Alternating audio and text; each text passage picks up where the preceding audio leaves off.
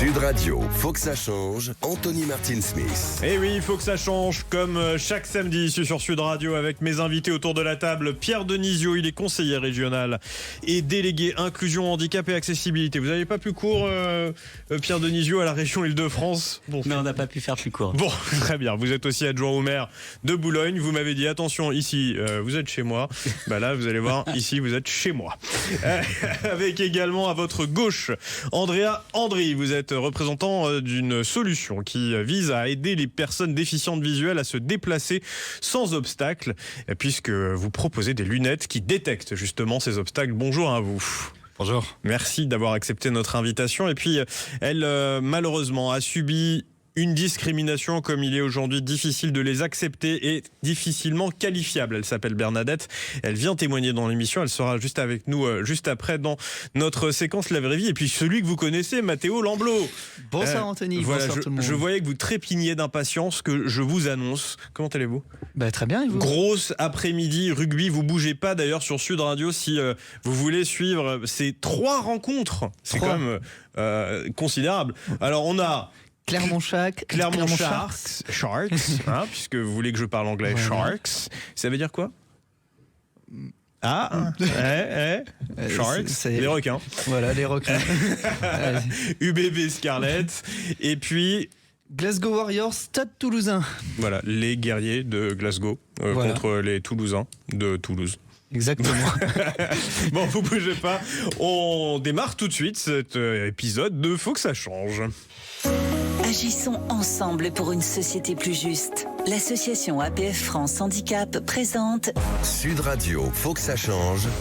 La vraie vie. Et je le disais, elle s'appelle Bernadette et elle a trouvé le chemin du studio pour venir témoigner. Et vous aussi, vous pouvez venir témoigner dans l'émission, soit en nous écrivant à jeparticipe@sudradio.fr ou en nous appelant au 0800 26 300 300. Bernadette, vous avez trouvé le chemin du studio. Je suis très heureux de pouvoir vous donner la parole aujourd'hui et de vous accueillir. Merci. Vous allez peut-être rester d'ailleurs avec nous tout au long de cette émission parce que vous êtes en situation de handicap. Malheureusement, pas plus tard que cette semaine, vous est arrivé quelque chose qui frôle l'indignité. Je sais même plus d'ailleurs comment qualifier ce qui vous est arrivé. Racontez-nous. Absolument.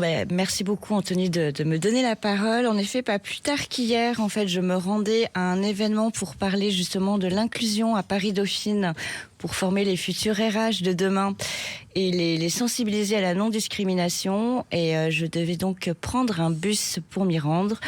Le bus est arrivé, le chauffeur m'a vu de loin, je levé la main. Il s'est arrêté à ma hauteur. Bon. Alors, pour les gens qui nous écoutent, votre handicap... Je suis en fauteuil roulant électrique. Fauteuil roulant électrique, donc exactement. Difficile de ne pas voir la situation dans laquelle vous êtes. Exactement.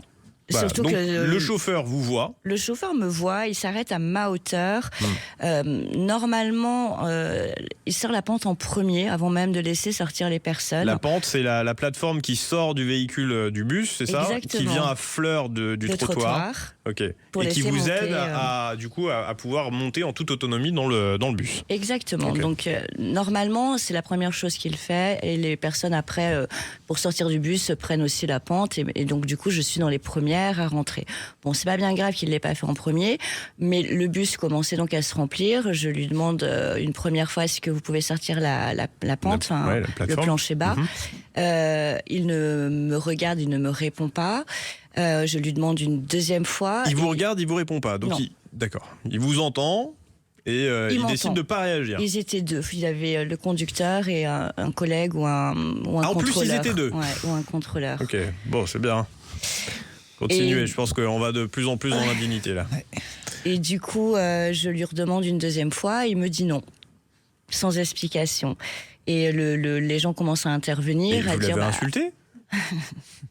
Donc les gens commencent à intervenir, à dire... non, mais c'est une vraie question, parce que parfois, vous pouvez avoir des réactions en face... vous avez été parfaitement correct, j'imagine. Ah oui, non, mais je dis, s'il vous plaît, monsieur, pouvez-vous descendre la pente? Ah non, mais en plus, je suis quelqu'un d'hyper intègre, hyper poli, donc j'essaie de me faire plus oublier qu'autre chose, en plus. Bref, et donc il y a des gens qui commencent à intervenir, à demander excusez-moi, il y a la dame qui veut monter, même moins poli que moi en fait. J'imagine, si on constate ça, et en plus ils sont deux. Donc le chauffeur continue à ne faire semblant de ne pas nous entendre, à dire non. Forcément, le bus se remplit, donc il n'y a plus de place. Il y a quelqu'un qui bloque la porte d'entrée, enfin la première porte, et je réitère ma demande. Je lui dis mais s'il vous plaît, j'ai un rendez-vous, je dois me rendre à mon rendez-vous. Je souhaite monter. Vous voulez monter et puis vous êtes manifesté. Donc. Et il me dit non, je sortirai pas la pente. De toute manière, le bus est plein. Donc là, je m'énerve. Je dis heureusement qu'il est plein. Ça fait 10 minutes qu'on papote pour sortir la pente. Écoutez, on va faire sortir 3-4 personnes le temps que je monte. Et puis, elles monteront derrière moi. Et puis, celles qui sont arrivées les dernières, c'est... Oui, parce que vous étiez là avant elles, en plus. C'est ça, c'est la vie, quoi. Ils prendront le suivant. Et donc, il se passe quoi se passe que il y a un monsieur qui intervient, qui dit mais je crois qu'elle vous a demandé 3 fois de sortir la pente. Donc là, lui, il a eu droit à une réponse et il lui dit très bien, je vais fermer les portes et je vais sortir la pente. Donc les portes se ferment et au lieu de sortir la pente, il me regarde avec un rire narquois, il me fait un doigt d'honneur et il s'en va. Voilà. Et donc, je suis restée, le monsieur a loupé son bus à cause de moi. Mais quel enfoiré! Pardon, mais... Ouf! Ok, alors, ça tombe bien, mais ça tombe pas très bien pour vous, Pierre Denisio, mais vous savez à quel point je vous apprécie malgré tout. Mais, moi, je suis pas opérateur de bus. Effectivement, mais forcément, je vous distribue la question. Ça vous indigne, un truc pareil? C'est intolérable. Il faut saisir, alors je sais pas de quel opérateur il s'agit, mais il faut saisir... C'était à Paris, c'est ça? C'était à Suresnes. À Suresnes. Et il faut regarder de quel opérateur il s'agit, saisir le médiateur pour qu'il y ait une enquête sur ce chauffeur. Parce que moi, côté Île-de-France Mobilité, c'est évidemment pas ce qu'on demande. On met des millions d'euros pour rendre les arrêts de bus accessibles, pour acheter des bus accessibles. On donne de l'argent aux opérateurs pour former leurs chauffeurs. C'est pas pour qu'ils aient un comportement aussi indigne que celui-là. Donc moi, je vous rejoins complètement. Et non, il faut pas laisser les choses. J'ai eu aujourd'hui monsieur Jérôme Berny, qui est le délégué à l'expérience client chez RATP, avec qui j'ai échangé. Je lui ai effectivement dit que ce n'était pas représentatif de la RATP, il me l'a confirmé, je suis bien consciente. J'ai demandé quand même qu'on ait une confrontation avec ce chauffeur. Je ne souhaite pas, à titre personnel, et ça ne me regarde pas de la suite, mais c'est vrai que je ne souhaite pas qu'il perde son emploi, qu'il soit gravement sanctionné. En revanche, je souhaite réellement une sensibilisation sur le handicap, et surtout que ces personnes-là prennent conscience des conséquences invisibles d'un tel geste, en fait. C'est honorable, pas d'avoir loupé en tout cas, cette bus. réaction, parce que beaucoup voudraient sa tête. Moi non, parce que derrière, il y a peut-être une famille à nourrir. nourrir. Bien sûr, et on ne le souhaite pas. Et puis la prochaine fois c'est ce que je dis, c'est que c'est honorable votre réaction, Bernadette. Je sais pas. Andrea, vous entendez quelque chose comme ça, j'imagine, vous n'êtes pas concerné par la situation de handicap, mais vous restez quand même sensible et humain. Non, je suis pas concerné directement, mais c'est les propos qui sont difficiles à entendre et qui sont absolument intolérables. C'est avant même d'être un chauffeur de bus, c'est un humain, et j'ai l'impression que là, pour le coup, il a perdu toute humanité, cette personne. En tout cas, ce témoignage, évidemment, nous scandalise tous, même jusqu'à notre réalisatrice, Luan Pusset, que je salue. Mathéo aussi, je vous ai vu bondir. Non, mais c'est scandaleux. On arrive, on le répète depuis plusieurs mois, on arrive aux 20 ans de la loi de 2005, de février 2005, et il arrive encore des cas comme celui de Bernadette. Et justement, j'avais une question pour monsieur Denisio. Bernadette réclame des campagnes, de la sensibilisation pour ce chauffeur. Est-ce que ça existe des campagnes de sensibilisation justement au handicap chez Île-de-France Mobilité? Chez Île-de-France Mobilité. Alors, Île-de-France Mobilité, c'est le donneur d'ordre. C'est eux qui font le cahier des charges, mais c'est pas eux qui opèrent. C'est pas qui gèrent les conducteurs de bus, c'est la RATP ou les autres. Vous avez des chartes. Et donc, bien sûr qu'il y a une sensibilisation au handicap qui est faite. Alors, c'est une sensibilisation, c'est pas une formation très précise. Les transports adaptés, les conducteurs pour les transports adaptés, eux, ils ont plus de formation, des formations plus spécifiques. Mais bien sûr qu'il y a une sensibilisation qui est faite. Et puis pour les chauffeurs, l'utilisation de la plateforme, dans quelles conditions et comment on interagit avec l'usager en situation de handicap, bien sûr que ça fait partie de leur formation. Mathéo, quand Bernadette nous parle là avec le cœur et cette situation qui est dramatique, nécessairement, on a reçu d'autres témoignages comme celui-ci dans l'émission, mais j'ai juste un sentiment très désagréable, ne serait-ce que quand on a traité l'actualité pour préparer aussi cette émission. J'ai le sentiment, c'est même plus qu'un sentiment, puisque le défenseur des droits aussi le dit, c'est que les discriminations à l'égard des personnes en situation de handicap se multiplient. C'est quand même fou, Bernadette. C'est hallucinant parce qu'on est en 2025, il y a énormément de communication sur ce sujet. En fait, on a l'impression de faire 3 pas en avant et puis 2 en arrière. Donc oui, ça avance. C'est exactement ça. Ça avance, mais en même temps, on recule sur certains sujets. Je pense qu'en fait, la vraie clé, c'est vraiment sensibiliser et éduquer dès le plus jeune âge, finalement. Le vrai sujet, il est là. C'est qu'aujourd'hui, les adultes Oui, mais regardez ce qu'on fait depuis le plus jeune âge. On tond des enfants de 8 ans. Alors, comment voulez-vous, si vous voulez, derrière, que les gens deviennent tolérants avec ça, même les personnes en situation de handicap. Enfin, je sais pas, on marche sur la tête. Pierre Denisio, vous aussi, vous connaissez ce que c'est que la question du handicap. Oui, effectivement, moi j'ai pas l'impression que les choses évoluent dans le bon sens en ce moment, mais je pense que c'est lié à tout un contexte où le handicap est pas très porté de manière politique, où finalement on est dans un contexte... Pourtant il y a des discours. Oui, et encore, je trouve qu'il y a moins de discours qu'avant sur le handicap. Je trouve que c'est moins porté par l'ensemble des ministères, quel que soit, que ce soit l'éducation, que ce soit les transports, que ce soit ce que vous voulez. Et donc, à partir de là, j'ai l'impression que on parle moins de handicap, c'est moins au devant de la scène, et puis en plus, c'est plutôt mis de côté du fait des difficultés financières du pays. Et donc, j'ai pas l'impression qu'on avance actuellement sur les questions de handicap. Et ça tombe bien, parce que nous, le handicap, on en parle chaque semaine, et on va continuer à en parler là encore pendant une vingtaine de minutes. Si vous attendez le rugby, ça vient juste après. Clermont Sharks. UBB Scarlet. Et puis les Glasgow Warriors contre le Stade Toulousain, c'est à venir sur Sud Radio. Mais nous, pour l'instant, on va faire une petite pause et on vient juste après sur Sud Radio. On va notamment parler de lunettes qui permettent aux personnes déficientes visuelles de détecter les obstacles. Et avec vous, Pierre Denisio, on va revenir sur des annonces que vous avez faites la semaine dernière sur le PAM. Service régional de transport à destination des personnes en situation de handicap. À tout de suite sur Sud Radio. Sud Radio, faut que ça change. Anthony Martin-Smith. Et de retour sur l'antenne de Sud Radio. Vous bougez pas si vous attendez le rugby. Ça vient juste après avec Clermont Sharks, Scarlet UBB et puis Glasgow Warriors contre Stade Toulousain. Toujours avec mes invités Pierre Denisio, conseiller régional et délégué inclusion, handicap et accessibilité à la région Île-de-France, administrateur de Île-de-France Mobilité. C'est d'ailleurs à ce titre que vous venez. On va parler avec vous du PAM, ce service de transport mis à disposition à l'échelle de la région aux personnes en situation de handicap. Et vous êtes aussi adjoint au maire de Boulogne. Vous m'avez gentiment fait rappeler qu'ici on était chez vous au niveau des studios. Non, dans mon studio vous êtes chez moi. Avec Andrea Andry juste après avec vous, on va parler de lunettes qui permettent aux personnes aveugles et malvoyantes de pouvoir détecter les obstacles en toute sécurité dans leur déplacement avec des capteurs embarqués. Et puis on a toujours Bernadette qui a décidé de rester avec nous et ça nous va très bien, qui en première partie d'émission nous parlait de cette situation dramatique qu'elle a connue avec un chauffeur de bus qui l'a tout simplement refusé au motif de son handicap. Et puis toujours Mathéo Lamblot qui est avec nous. Toujours. Et Louane Pusset, désolé, qui est notre réalisatrice. Et puis on y va tout de suite. Sud Radio, faut que ça change.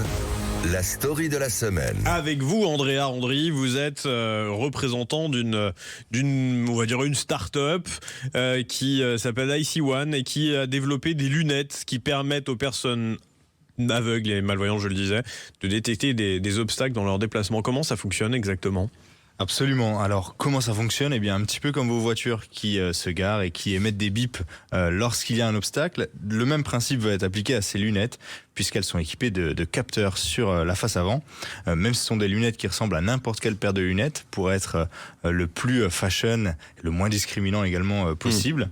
Et que ça ne ressemble pas à un objet d'assistance ? Ouais, exactement. On a voulu faire de cette lunette un objet qui soit pas reconnaissable, qui soit pas stigmatisant. D'ailleurs, vous le disiez, IC1, c'est une petite start-up, mais dans un plus grand groupe qui font des paires de lunettes. Et donc, leur objectif, c'était d'être fashion, d'être tendance, mais de permettre de gagner en autonomie. Et effectivement, comment ça fonctionne ? La personne déficiente visuelle chausse ses lunettes, elle l'allume et il a tout de suite, il y a des bip-bip. Alors c'est un petit peu le principe, on a de l'électronique intégrée à l'intérieur de l'ensemble de la lunette, et dans toute cette lunette du coup, on va avoir des capteurs qui vont nous permettre premièrement de détecter les obstacles et d'informer l'utilisateur via les branches, via l'audition également. D'accord, de façon stéréophonique, il y a un son à droite, un son à gauche, selon là où est l'obstacle. En effet, je vais pouvoir savoir si l'obstacle est plutôt à gauche, est plutôt à droite, est plutôt en haut, est plutôt en bas. C'est plus que compatible, c'est même... Ça va de pair avec les outils qu'utilisent déjà, les aides qu'utilisent déjà les personnes non-voyantes. Comme donc, le GPS, ouais.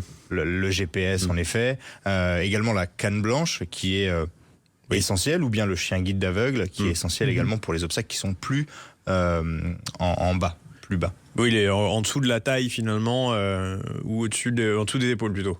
Exactement. Ouais. En fait, ça va nous donner tous les obstacles qui sont en hauteur. Aujourd'hui, une personne non-voyante qui a une canne blanche, lorsqu'elle se balade dans la rue, si on a une branche d'arbre, si on a une fenêtre, un volet qui est ouvert, une boîte aux lettres qui dépasse, eh bien, très fréquemment, il se le prend dans l'épaule ou pire, dans le visage. Ouais.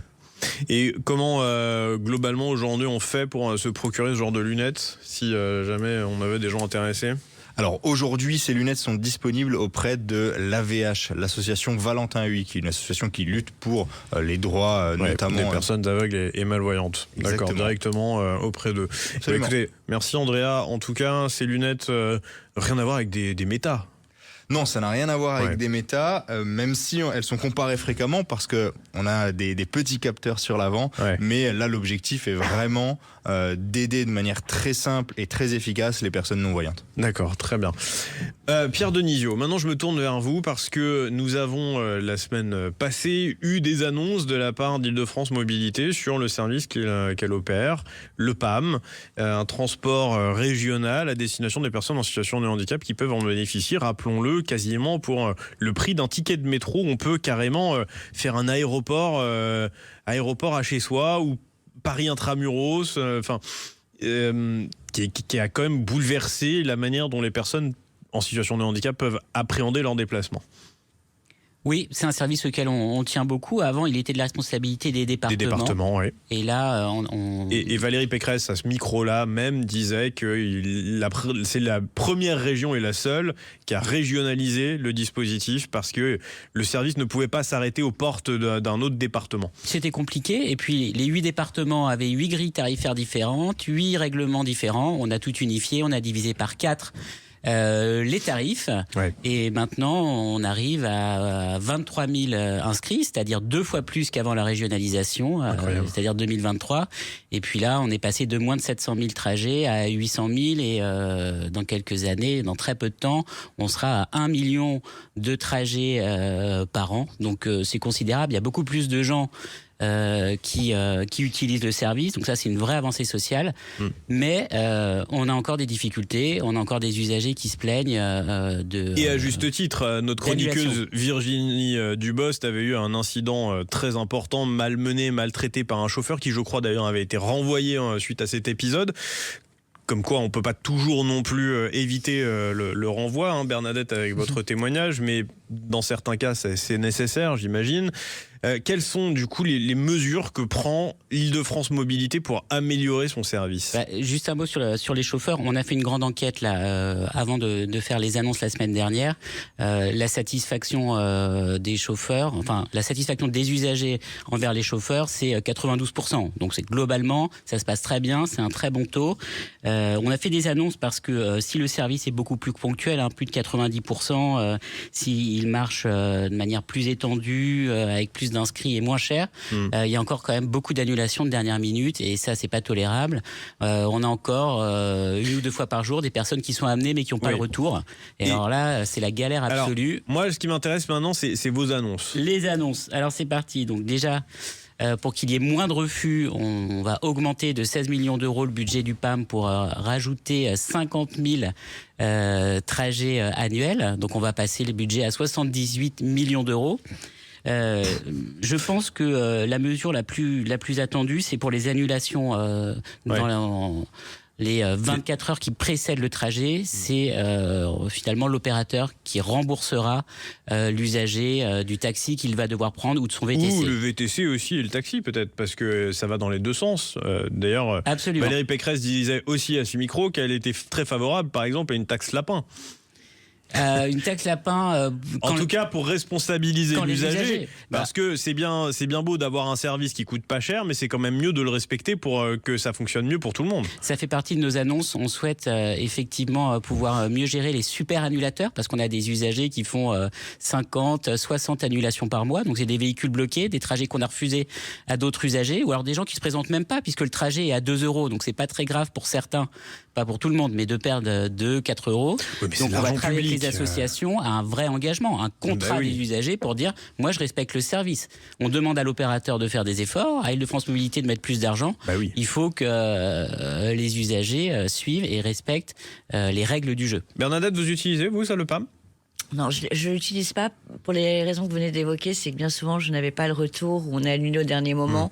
Et il n'y a rien de plus frustrant que de se retrouver à la rue sans pouvoir revenir sur son rendez-vous ou aller à un rendez-vous. Donc c'est vrai que je l'ai utilisé il y a une vingtaine d'années.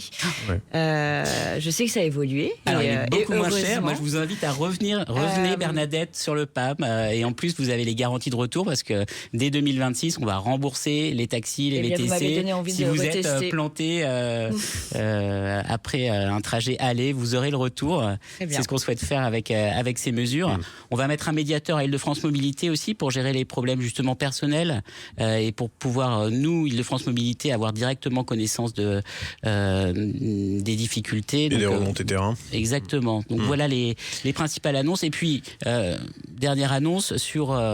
on renouvelle le marché en septembre 2026. Donc on s'est servi des difficultés. C'était la question que j'allais vous poser. Donc, on s'est servi des difficultés pour revoir les périmètres, refaire l'appel à candidature, le cahier des charges voilà refaire le logiciel parce que on avait juste un petit souci sur le logiciel de dispatch des courses. Exactement, et de planification. Maintenant, il sera de la responsabilité du transporteur et on espère que ça va donner plus de fluidité et d'efficacité au service. Eh ben, merci beaucoup Pierre Denisot. Je le rappelle, vous êtes conseiller régional délégué inclusion, handicap et accessibilité de la région Île-de-France. Vous êtes administrateur d'Île-de-France Mobilité. On a parlé avec vous du PAM. Vous êtes aussi adjoint au maire de la ville de Boulogne-Billancourt. Merci d'être venu. Merci Andrea Andry. Je le rappelle, vous êtes représentant de IC One, ces lunettes connectées qui permettent aux personnes aveugles et malvoyantes de se déplacer en toute sécurité grâce à des capteurs embarqués, de détecter les obstacles et les espaces libres. Et puis Bernadette, merci, j'espère que vous allez trouver une issue favorable à cette histoire. Vous allez pouvoir aller peut-être sensibiliser plus encore les chauffeurs de bus qui se comportent vraiment comme des enfoirés. Pardonnez-moi le mot, mais j'ai pas d'autres mots qui me viennent. Mathéo Lamblot, merci beaucoup d'être venu. Louane Pusset en réalisation, merci pour votre travail. Et puis vous bougez pas sur Sud Radio avec ces matchs Clermont, Sharks. Merci de venir à mon aide, Mathéo, parce qu'en fait, il y en a 3 d'un coup. Également UBB et Scarlett, et puis les Glasgow Warriors, Toulouse. Vous bougez pas sur Sud Radio, ça vient juste après. Je vous dis à la semaine prochaine pour un nouvel épisode de Faut que ça change.